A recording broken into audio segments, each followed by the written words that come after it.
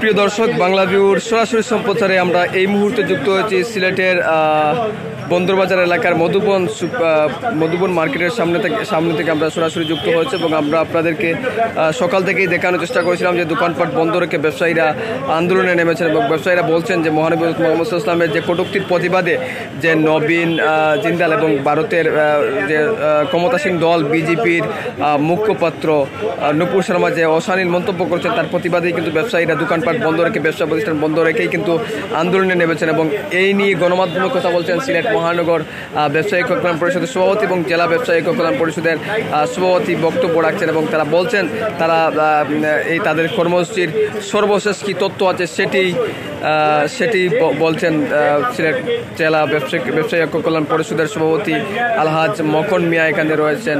আমরা শুনবো তিনি কি বলছেন, আসলে আমরা সেটাই শুনতে চাইবো।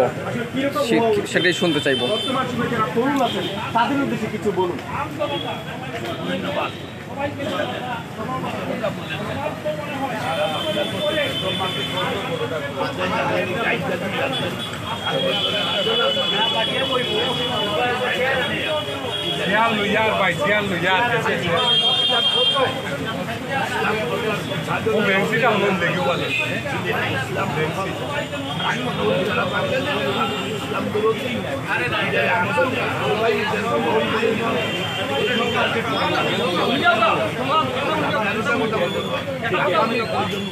আমি আশা রাখি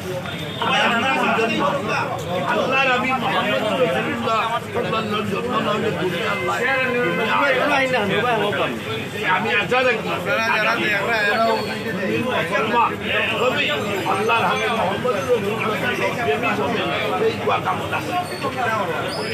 আর আমরা আগামী আমরা এই কর্মসূচির শেষটায় যদি ওদের দৃষ্টান্তমূলক শাস্তি না হয়েছে পরবর্তী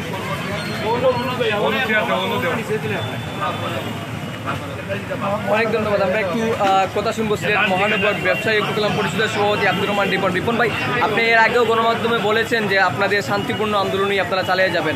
এখন পর্যন্ত প্রায় 12টা বাজে, আপনাদের আরও 1 ঘন্টা কর্মসূচি আছে। আপনাদের সময় কি আরও বাড়ানো উচিত বলে মনে করেন বা এরকম কোনো দাবি দাবা আসছে কিনা ব্যবসায়ীদের পক্ষ থেকে, যে একটু বলবেন? ধন্যবাদ। আসলে আমাদের কর্মসূচিটা সকাল 6টা থেকে দুপুর 1টা পর্যন্ত আমাদের কর্মসূচিতে থাকবে।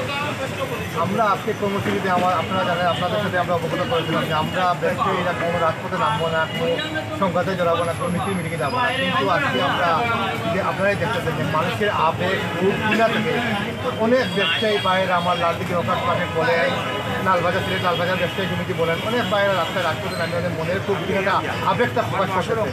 যাই হোক, আমরা সিলেটের মহানগর সিলেট জেলা ব্যবসায়ী সমস্ত ব্যবসায়ীদেরকে আমরা ধন্যবাদ জানাচ্ছি।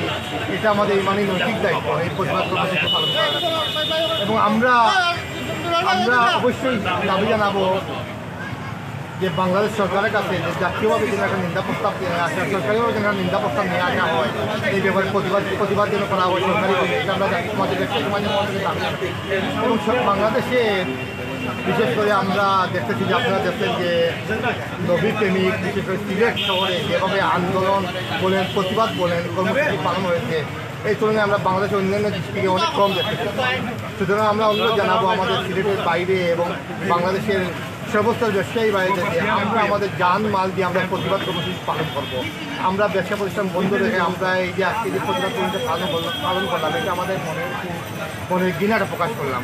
সুতরাং আমরা আমাদের কর্মসূচি আসলে আজকে দেখি আমরা যেহেতু আমরা দাবি জানাইছি যে অবিলম্বে শাস্তি এবং গ্রেফতারের দাবি জানাইছি, আমরা অবশ্যই এটার জন্য অপেক্ষা করব এবং আপনারা জানেন সমস্ত বিশ্বে এটা নিয়ে আন্দোলন প্রতিবাদ কর্মসূচি পালন হইতেছে এবং আমরাও সবার সাথে কতটা করতেছি এবং আমরা আবারও আপনাদের মাধ্যমে সিলেটের সর্বস্তরে ব্যবসায়ী নাগরিককে আমরা ধন্যবাদ জানাচ্ছি আজকে যে আমাদের সর্বাত্মক সহযোগিতা করার জন্য। ধন্যবাদ। অনেক ধন্যবাদ। প্রিয় দর্শক, আমরা কথা শুনছিলাম সিলেট ব্যবসায়িক মহানগর ব্যবসায়িক কল্যাণ পরিষদের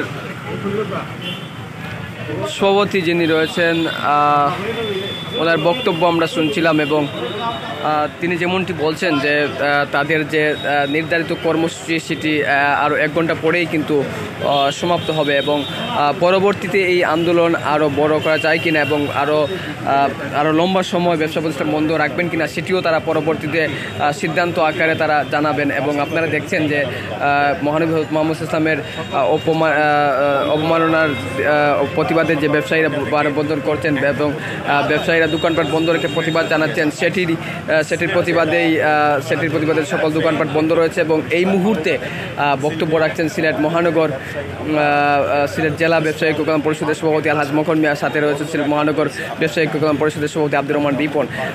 আপনাদেরকে আমরা দেখানোর চেষ্টা করছিলাম যে ব্যবসায়ীদের দোকানপাট বন্ধ রাখার সর্বশেষ চিত্র। এতক্ষণ আপনারা বাংলা ভিউ সরাসরি সম্প্রচারে যুক্ত ছিলেন, আপনাদের সবাইকে ধন্যবাদ জানিয়ে শেষ করছি এখনকার সরাসরি সম্প্রচার।